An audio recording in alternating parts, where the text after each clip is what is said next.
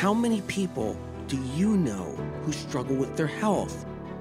Chances are, whether they show it or not, most of the people in your life do. And chances are, you're one of them. Whether you're dealing with anxiety, depression, endometriosis, acne, eczema, autoimmune, thyroid, Lyme, brain fog, fatigue, or any other symptom or condition, you're far from alone. Living with symptoms has become the new normal.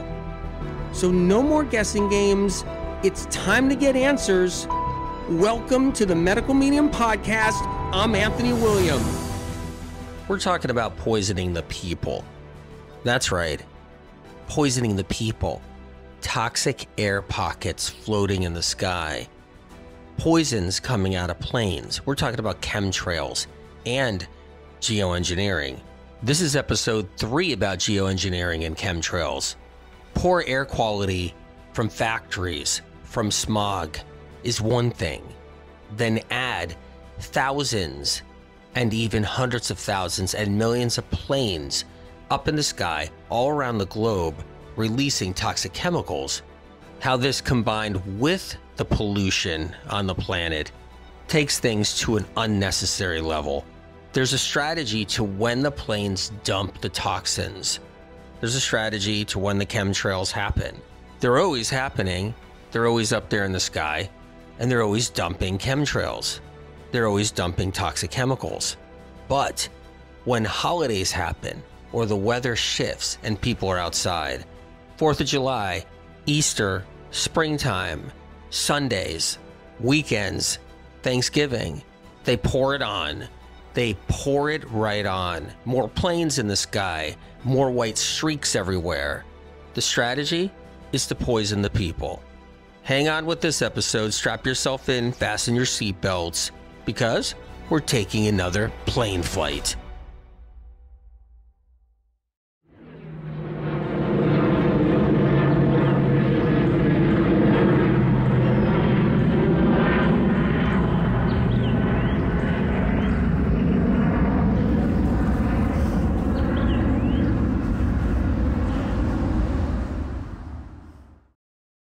So what is coming out of these jet planes up there in the sky?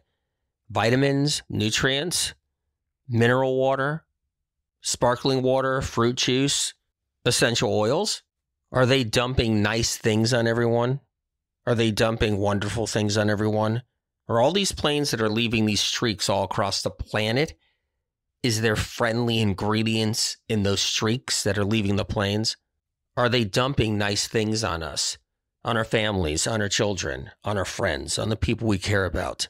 When we look up in the sky and we see all those white streaks coming out of all those jet planes, should we say it's organic, right? What they're dumping on us must be organic.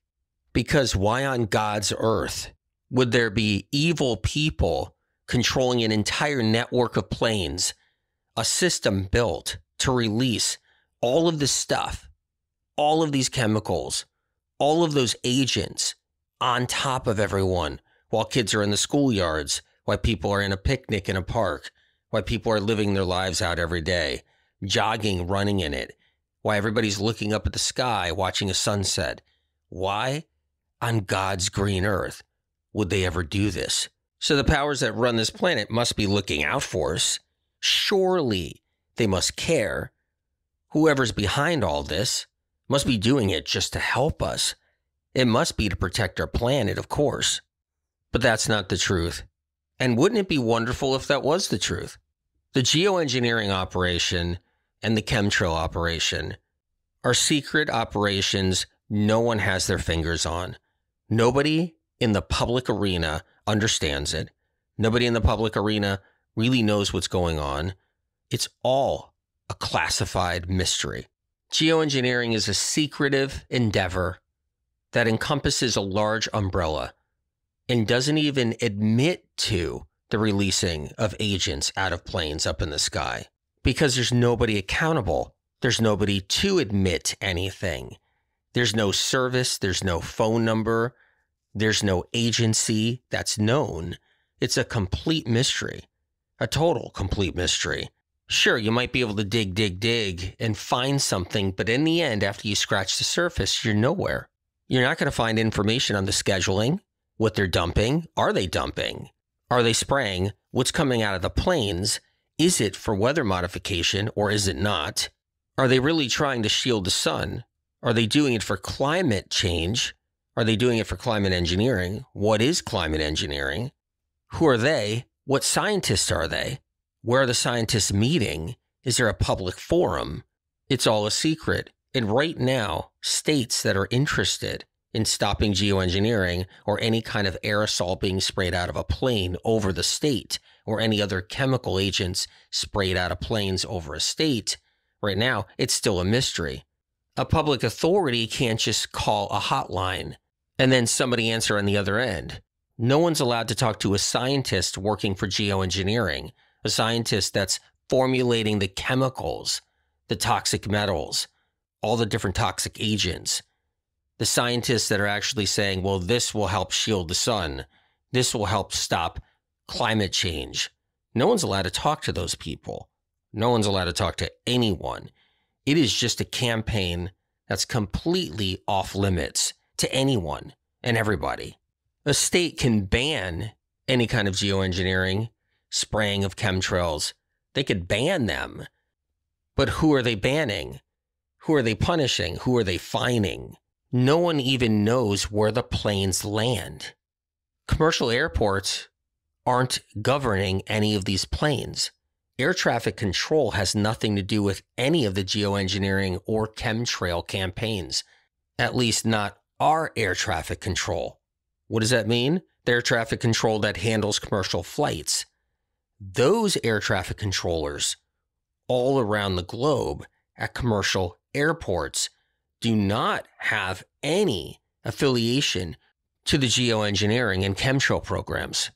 There are hundreds of airports around the world that work with geoengineering and the chemtrail programs, privately classified, secretive airports and air traffic controllers. So if you're a public authority, who do you ban? Who do you fine? What judges reside over this? The districts? Who's in charge? All we could really do is look up in the sky, and if you see a white streak, we can't prove it. We can't prove that white streak is still a geoengineering trail or a chemtrail. We can't prove it's an aerosol coming out of a jet because that jet can't land in an airport we can find. It doesn't land in a commercial airport or a commercial airport in that state that bans geoengineering or chemtrails. So if a law is passed, which is amazing because it's helpful, it does get the word out. It does open it up. But if a law has passed where geoengineering can't occur in the skies above a state, how do you get that jet plane fined? How do you actually find that jet plane? How do you know who it is? You can't just call an air traffic control. You can't call the FAA and say, excuse me, there was a plane at this certain time flying above our great state, and we saw a white streak coming from that plane. Do you happen to know what plane that is or who that is? It is very hard to find out, almost impossible, and clearly may be impossible because there's chemtrails being dropped out of planes. People are being poisoned every day. It could be under the guise of the campaign of geoengineering, weather modification, and it can also be chemtrail programs in general. And there's not just one program up there in the sky, and there's not just one organization in the sky. And the organizations communicate with each other. This is far different than a small plane releasing something out of it or dumping something out of it and then landing in a local airport where the authorities could be sitting there waiting for them. There are secret bases, secret airports all around the country and all around every country and the globe. These secret airports have the chemtrail planes landing in them and the geoengineering planes landing in them. And if you don't know where one secret airport is, one out of hundreds and hundreds, if you don't know where these airports are, and you don't know who the air traffic controllers are, and you have no way of getting the FAA to help you and find them, then who do you punish? Who do you ban? It's that difficult. But yet it's good that states are aware of this. It's good that states are aware of geoengineering, weather modification, weather manipulation, trails coming out of planes, agents being dropped on people. That's very important and critical. And we need states to actually see that. And we need laws to be passed. But it's the beginning, the very beginning. And that's a great place to start. The only time a chemtrail plane or a geoengineering chemtrail plane, weather modification plane, will ever land in a commercial airport is if there's a malfunction with that plane. And the pilot has no choice but to land that plane in a commercial airport. To land that chemtrail plane, which never lands in a commercial airport ever, the only way it's going to happen is if there's an emergency, a malfunction, a problem with the plane, or the plane happens to be out of fuel for some reason. Then they can land in a commercial airport.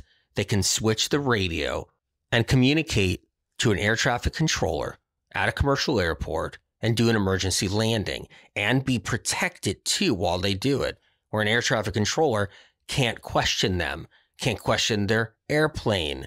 Does it have passengers or not? What is it? What is it doing? What secret mission is it on? They won't even question it. They're protected. There's a reason for this. Air traffic controllers in commercial airports know of such planes. They're not blind to it. They're aware of secret missions, classified planes in the skies. They see it all the time. They're everywhere. So much so, more so than commercial flights and commercial airliners. So when a chemtrail, classified chemtrail plane or geoengineering plane is in trouble, they're allowed to land in a commercial airport. It's rare, only if there's an emergency, but it happens. An air traffic control at a commercial airliner, at a commercial airport, will actually let them land and not question them. And their plane won't even be inspected, because if they did an inspection, they would see a hollowed out plane filled with tanks, plastic tanks. Those plastic tanks filled with chemicals that get emitted or sprayed or released out of little pipes, little tubes that are attached to the plane, with a motor pulling the chemical out of the tanks and into the pipes and out of the plane, all through a switch that's in the cockpit. And these planes aren't allowed to be inspected. Instead, they're protected, secretly protected, and they are above the law, all laws on this planet. Geoengineering planes, chemtrail planes, any kind of planes that are up there in the sky, up there flying around, releasing toxins, chemicals, streaming out all kinds of white streaks, are above the law. And the truth is, the people that run all of that run the campaigns, that are in charge of the chemtrail programs, that are responsible for 60, 70 years of contamination being dropped on everyone, are the hidden powers behind the scenes. These are the evildoers, the people that pull strings, that make things happen, that are unbelievable, as far as the drive they have to wreak havoc and cause problems and contaminate the earth and hurt people, poisoning the people, poisoning nature.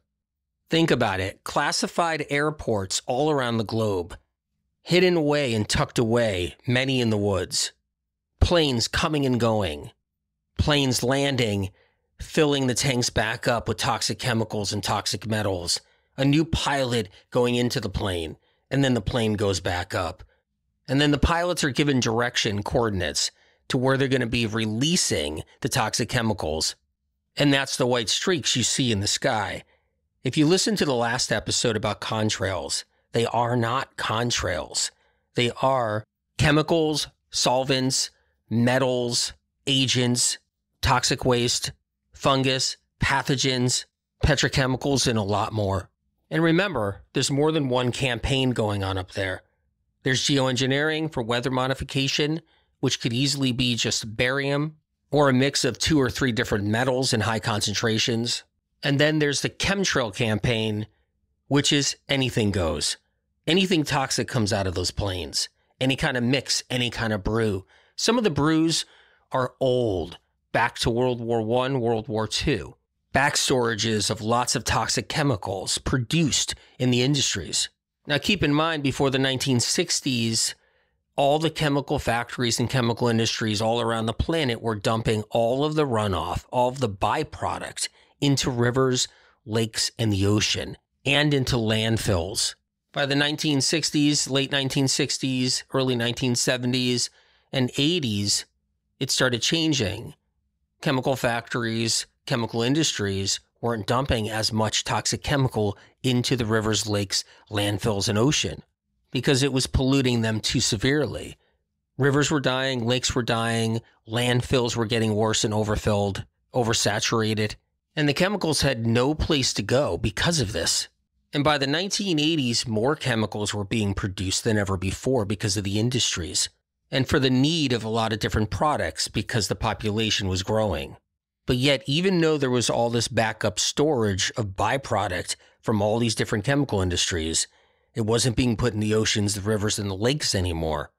Just to actively produce one chemical, one foundational chemical for products in the industry, it can produce millions of gallons of runoff and byproduct.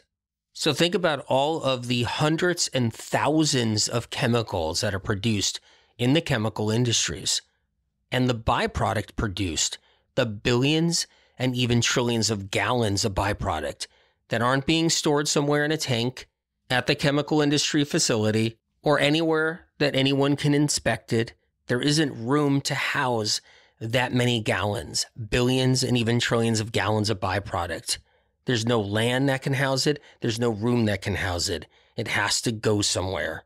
And so since the 1960s, private deals, classified deals were brokered, and the industries found a way to get the chemicals out the door and in the skies. Backlogs of old DDT, backlogs of old Agent Orange, backlogs of experimental chemicals gone wrong because of the experimental process of creating them. Someone figured out that if they got it in the sky and thinned it out enough and dropped it on everybody, that it wouldn't create a direct effect. It wouldn't be like a direct runoff into a stream or a direct runoff into a lake where just in 10 years' time, 15 years' time, the whole lake dies. The direct effect is unseen, but yet seen every single day by everybody's eyes as we look into the sky. It's the ultimate evil doing done in front of everyone, but yet the destruction and the evil, despicable nature of it is underneath everyone's noses.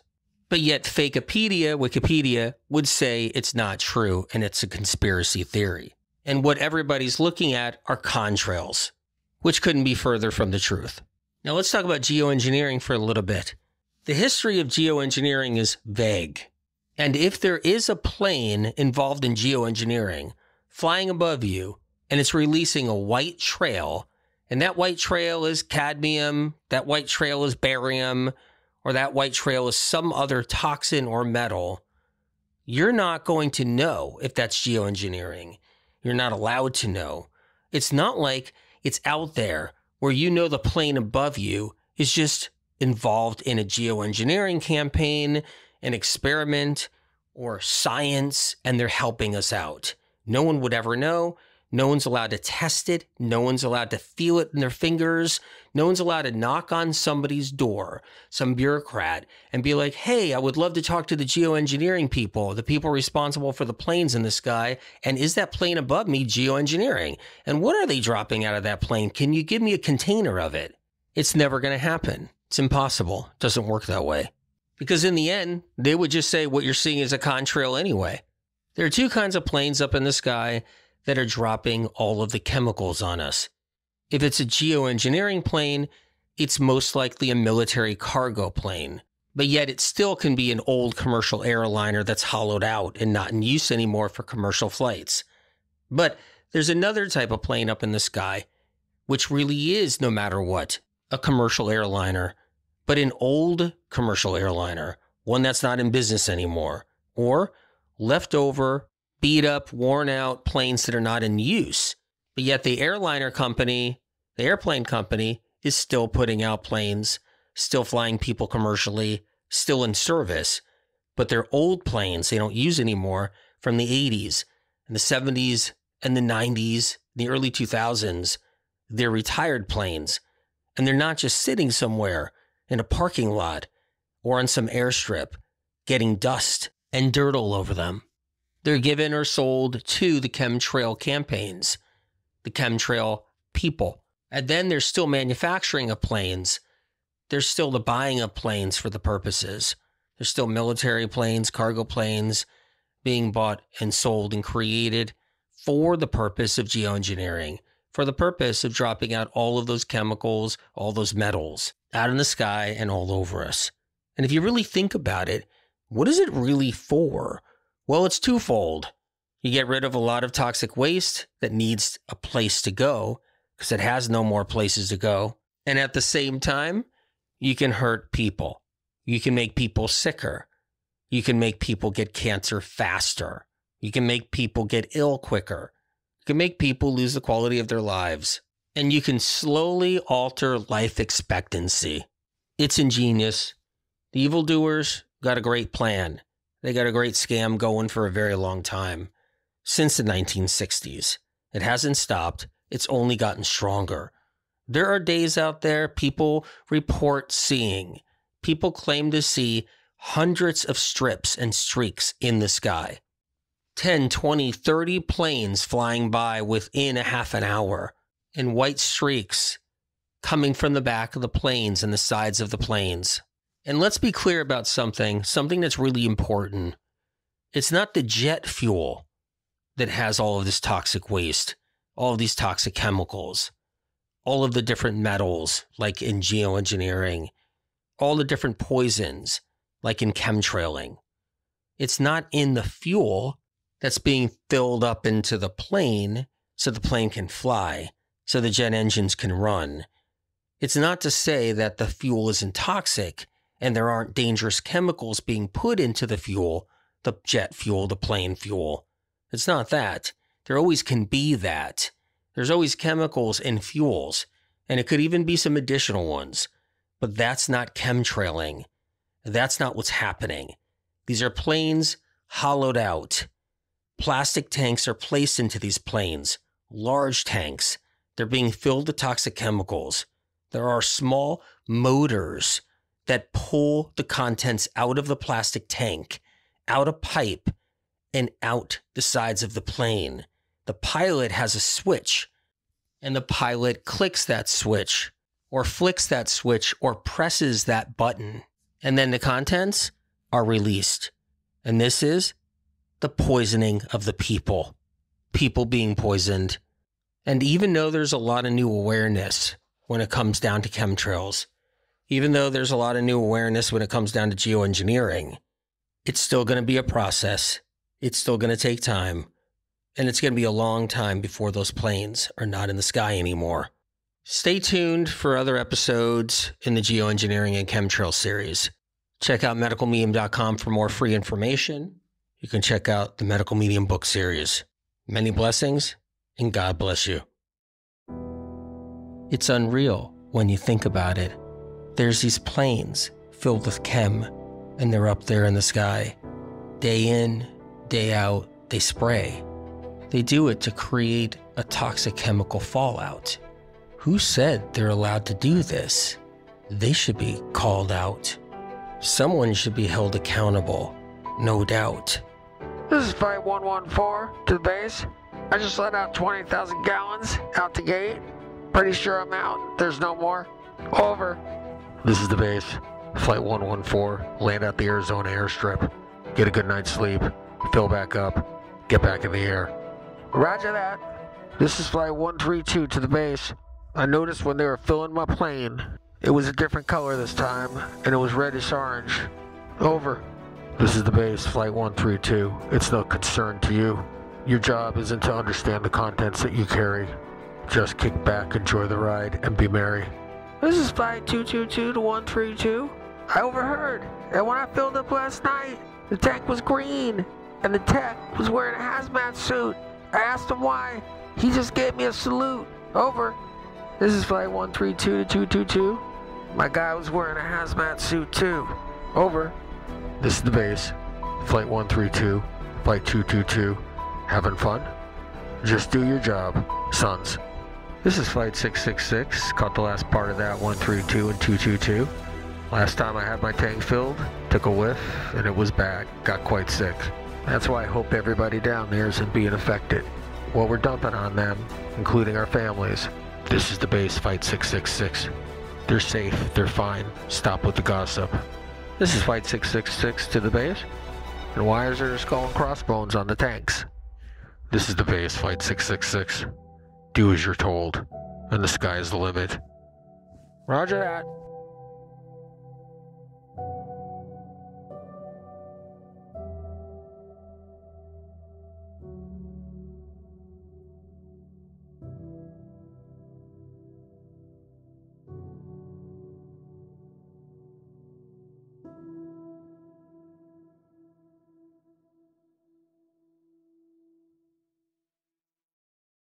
Original published medical medium information gets stolen and poached by podcast doctors, social media doctors, influencers, and medical clinics. Medical medium information has never yet been proven wrong by medical science and research. Instead, the opposite. Only proven right and then taken from medical medium published material and used in the conventional and alternative health communities. Medical medium information continually sets the stage for medical science to understand chronic illness better. If you choose to share or use the original, unique content from the Medical Medium podcast, books, or Medical Medium social media, please cite where this information comes from, so others who see and learn of this information have a chance to know where it all originates, to give them an opportunity to heal, so they don't end up losing years of their life searching for answers like so many have before them. The Medical Medium information here on this podcast doesn't come from broken science, interest groups, medical funding with strings attached, botched research, lobbyists, internal kickbacks, persuaded belief systems, private panels of influencers, health field payoffs, trendy traps, or gathered bits and pieces of gimmicky confusion. Because chronic illness is exploding like never before in our modern day history, it takes a greater force than us down here. It takes a helping hand from above. Medical medium information has street cred. It's an organic movement of countless people around the world healing. More healing stories of real people not being paid to tell their life-changing experiences of rising out of the ashes of sickness and entering into the light of full recovery, getting their lives back and finally healing when nothing else in the world of health could move the needle and get them better. The information on this podcast is not man-made. It comes from above, from a higher source. Whatever you believe in, whether God, the universe, the light, or the creator, or if you believe in nothing at all, that we're just floating through space together on this rock. Know that the information you hear on this podcast is separate from all the other noise out there. It comes from a different place, a pure, untampered with, advanced, clean, uncorrupted, original, primary source, a higher source, spirit of compassion.